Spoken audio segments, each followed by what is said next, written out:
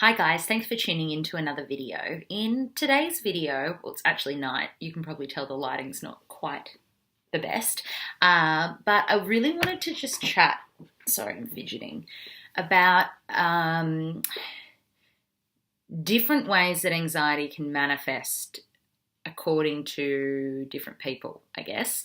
And what I mean by that is that this afternoon and this evening, have been experiencing some quite normal but also bizarre sort of anxious symptoms. So, what I mean by that is that maybe a couple of hours ago, I started getting just an odd sensation in my hand, my right hand, and it's nothing really out of the ordinary. I mean, it's not like my hand's gone numb or it's doing anything odd, but for whatever reason, the irrational side of my brain that's triggered by anxiety was heavily focused on my hand. Things like, does it feel normal? Is it going numb? Do I need to stretch it out? So I was actually doing some stretches like this. I was touching it to make sure that I had sensations. And I can't tell you where this came from. It honestly has just sprung out of nowhere that I've been feeling quite almost obsessive with my hand. And it's still currently happening where I'm looking at it going, oh, it just doesn't feel quite right.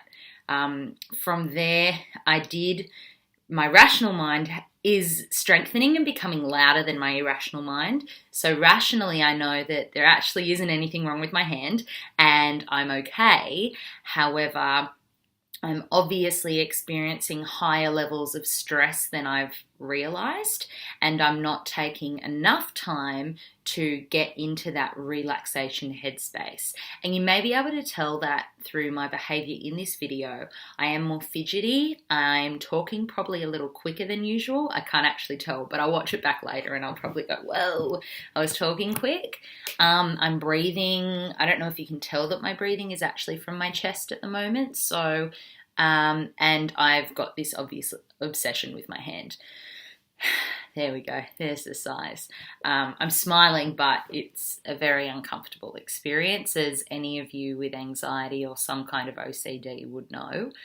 But I did want to share it in a video kind of as it came up to explain, maybe get an idea for those of you who don't experience anxiety, what someone with anxiety goes through that isn't necessarily a full-blown panic attack, because when you think of panic attacks, obviously they're the most severe form of anxiety manifesting, but people who have anxiety can experience these more minor forms of anxiety quite regularly, and it's something that you can't see necessarily. I'm sure everyone I crossed paths with today didn't actually realize that something was going on, whereas inside my head it's all talk, focus on my hand, what's going on with my hand, why does it feel funny, should I be cracking my knuckles, should I be shaking it out, should I be stretching it, is my foot cramping up? Literally that's what's going on in my head right now, non-stop, and it's just that irrational, fear-based response that happens when you're coming from quite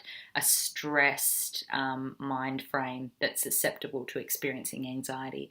So yeah, what I'm going to do now that I've noticed these symptoms and warnings is I'm taking the night to myself.